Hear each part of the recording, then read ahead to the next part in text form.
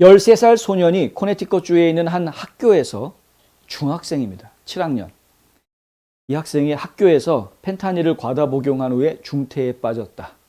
그리고 같이 펜타닐을 복용한 것으로 보이는 2명의 다른 같은 또래 학생들은 체육관 안에 쓰러져 있었, 정신을 잃고 쓰러져 있는 건 아니었는데 정신은 있었으나 상태가 안 좋아서 병원으로 보냈다.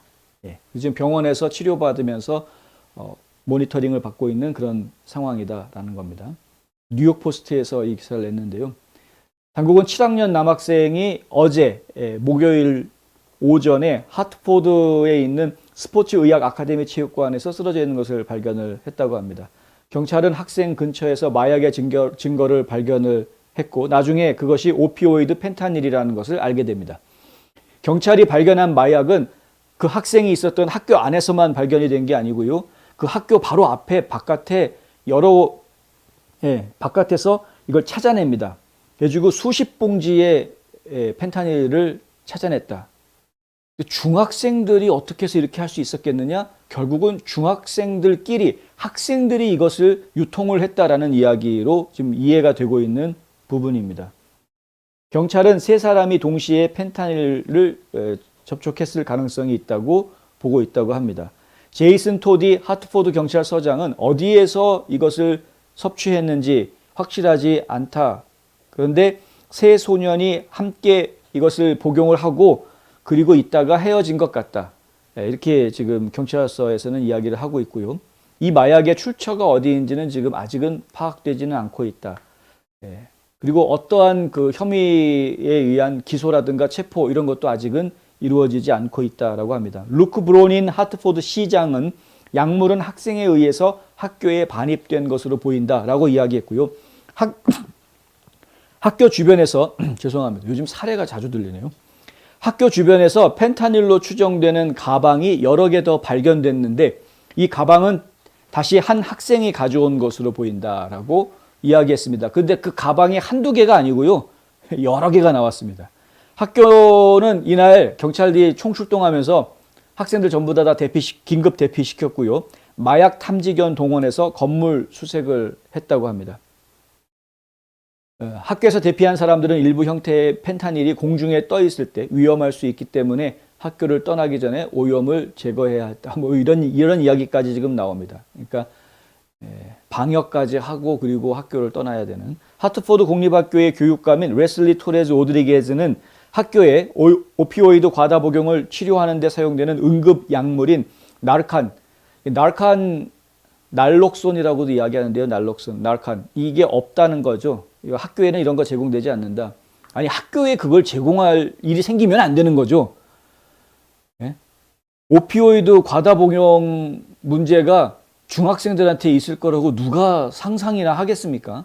그러니까 그 치료제를 학교가 보관하고 있다라고 그러면 그것도 말이 안 되는 건데 하여간 치료제가 학교에 없기 때문에 아이들이 어쩌면 이제 골든타임을 놓칠 수도 있다라는 이제 이야기가 나오려는 것 같은데 하여튼 이 지금 문제가 된 이 학생은 13살짜리 이 학생은 체육관에 쓰러져 있었는데 거의 뭐 심정지 상태까지 왔었던 모양입니다. 그래서 출동한 경찰들이 구급대원이 올 때까지 그 심폐소생술을 계속 했다라는 이야기도 있고요. 이런 문제들이 지금 저희가 계속해서 고민해 오고 있는 국경 위기하고 다 연결됩니다. 콜로라도는 특히 그 마약에 대해서 경계심이 조금 좀 뒤떨어져 있는. 마약은 뭐 술도 그렇고 마약도 그렇고 본인이 그걸 조종을 하지 못하면은 중독이 되죠. 다른 중독과 달라서 이게 헤어나기가 좀 어렵습니다.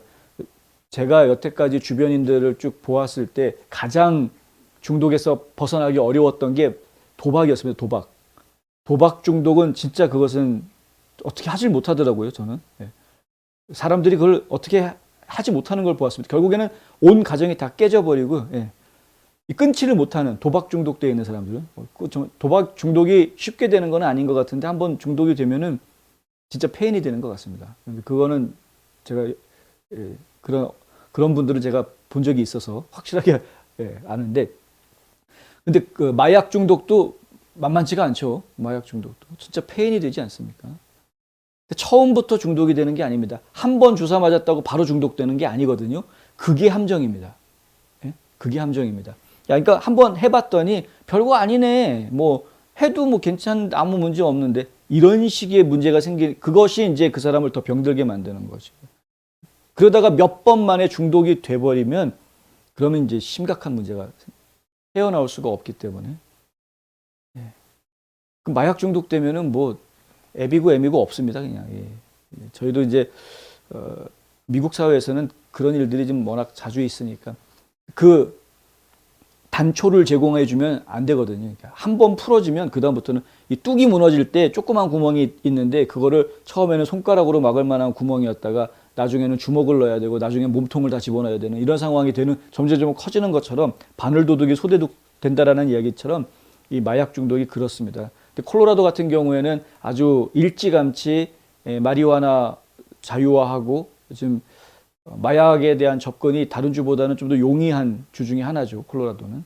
그러니까 그런 영향들이 결국은 학생들한테 어린아이들한테까지도 이제 가게 되는 겁니다. 저희가 주변에 요즘 보면은 조지아주 같은 경우에는 이제 이 베이프라고 그러나요? 그 담배 피는 것 같은 그런 가게들 굉장히 많이 생기는데 그리고 이제 그 기호식품으로 마리화나도 기호식품으로 인정해주는 그런 분위기가 이제 만연해 가고 있고 점점 보수적이라고 이야기했던 조지아주도 지금 그런 식으로 분위기가 지금 바뀌어가고 있기 때문에 그러다 보면은 자칫 이제 엉뚱한데 길을 들리게 되는 것이죠. 그래서 조심해야 됩니다. 이걸 경각심을 잘 주어야 된다. 이 도널드 트럼프 대통령이 그 아들, 딸들 보십시오. 아주 반듯하게 잘 키워내지 않았습니까? 근데 돈 주니어도 그렇고, 이방카도 그렇고, 그렇게 반듯하게 자녀들을 키울 때 가르쳐 준 게 그거라고 합니다. 좀 뭐 들은 얘기니까 전달을 해드리자면, 뭐 다른 거는 다 괜찮은데, 절대, 술, 담배 하지 마라. 술, 담배 하지 마라고 가르쳤다라는 거죠. 트럼프 대통령도 술, 담배 안 한다고 제가 들었는데, 자기 자신을 지키는 것이 아니라 의지하게 만드는 것이기 때문에 그렇습니다. 그게 굉장히 중요합니다. 내가 내 자신을 세우고 나 스스로가 내 자신을 이끌어 나갈 수 있는 능동적인 인간이 되어야 하는데 그렇게 되지 못하고 의지하게 되기 때문에 이 중독이라는 문제가 생기게 됩니다. 술에 의지하고 담배에 의지하는 분들도 한 모금 빨고 나면 그러면은 갑자기 이제 뭐 그 온갖 스트레스 같은 것들이 좀 잊혀져 가는 것 같고 좀 숨이 좀 쉬어지는 것 같고 그런데 그것은 담배를 펴서가 아니라 큰 호흡을 했기 때문에 숨이 쉬어지는 거거든요. 담배 안 피더라도 심호흡 한번 크게 하시면 숨쉬기 운동 한번 하시면 그러면은 좋아집니다. 그런데 담배를 펴서 그렇다라고 착각을 하게 되죠. 그러면서 니코틴 중독이 되는 겁니다. 그러니까 그런 착각들 술도 마찬가지인데 술을 마셔서 마음이 편해지는 게 아니고 따뜻한 물 마셔보십시오. 따뜻한 물. 몸이 편안해지는 걸 느낄 테니까. 따뜻한 우유 한 잔 마셔보십시오. 몸이 편안해지죠. 술 때문에 오는 효과인지 생각해 보셔야 된다. 그런데 거기에 의존하게 되면 그러면은 그다음부터는 이제 점점점 깊이 빨려 들어가게 되고 깊숙이 빨려 들어간 뒤에는 후회해도 늦으리가 됩니다. 종교라는 게 그래서 있는 겁니다. 종교가. 무언가에 의지를 해야 버틸 수 있을 정도로 힘든 상황이 되었을 때, 그 뭐 힘든 정도는 사람마다 다 다르게 느끼는 것이겠지만, 그런 힘든 상황이 되었을 때 차라리 의지를 할 거면 종교의 의지, 종교심에 의지해라 라고 이야기할 수 있는 겁니다. 그것이 종교가 다른 사회기관들이나 모든 뭐 정책이나 법이나 이런 것들이 해줄 수 없는 것을 해줄 수 있는 부분이 바로 그것입니다. 그 종교가 무엇이든 간에 물론 이제 사입이나 뭐 엉터리 이상한 이단 뭐 이런 건 이용하려고 하는 거죠. 그런 종교심을 이용해서 비즈니스를 하는 사람들이 있으니까 그런 사람들은 조심해야 되겠습니다만은 우리가 이제 정파라고 이야기하는 제대로 된 종교라면 그것은 사람들이 의지할 수 있는 그 휴식의 공간들을 제공해 주고요. 그곳에서 이 사람들의 영혼이 새로운 힘을 얻을 수 있게 도와주는 역할을 하는 것이죠. 그것이 이제 건전한 종교의 순기능입니다. 저는 기독교인이니까 기독교 입장에서 이야기를 하면은 아무리 마음이 답답하고 힘든 일이 있어도 눈물 한번 흘리고 기도하고 나면은 그러면은 왠지 하나님이 날 도와줄 것 같은 그런 믿음이 생기는, 그 힘이 생기는 것이죠. 세상을 살아갈 수 있는 힘이 생기는 것이죠. 이것이 바로 이제 우리가 의지를 하려면 차라리 그런 데 의지해라. 이게 그렇지 않고 이런 뭐 술이나 담배나 마약이나 이런 데에서 얻는 안식, 혹은 이제 가끔 섹스에 또 이런 안식을 얻는 사람들이 있습니다. 섹스를 해야 좀 스트레스에서 풀려나고 마음이 편안해지고 이런 사람들이 있습니다. 근데 그런 것들이 다 중독인 것이죠, 중독. 결코 바람직하지 않다. 근데 이 바람직하지 않은 것이 처음에는 모르기 때문에 사람들이 빠지게 된다.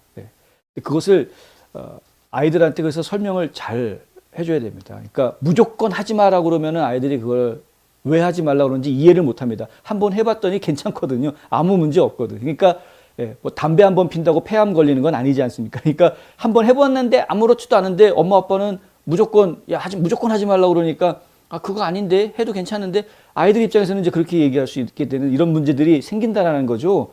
그 부모님들이 좀 더 지혜롭게 접근하셔야 된다라는 겁니다. 처음에 한두 번 한다고 문제 없을 것 같지? 나중에 문제 생긴다. 하여튼 이 문제가 근데 저희가 고민하는 거는 바로 국경 위기 문제와 연결되어져서 국내에서도 정책을 잘못하기 때문에 생기는 문제이지만 국내에서 이 정치인들이 정책을 잘못 결정하는 부분과 이 외국에서 물밀듯이 밀려 들어오고 있는 여러 가지 범죄 행위들이 맞부닥치면서 지금 이러한 일들이 더 확산되고 커지고 있다는 부분에 있어서 저희가 상당히 염려스럽다라는 이야기를 지금 전해드리고 싶은 겁니다.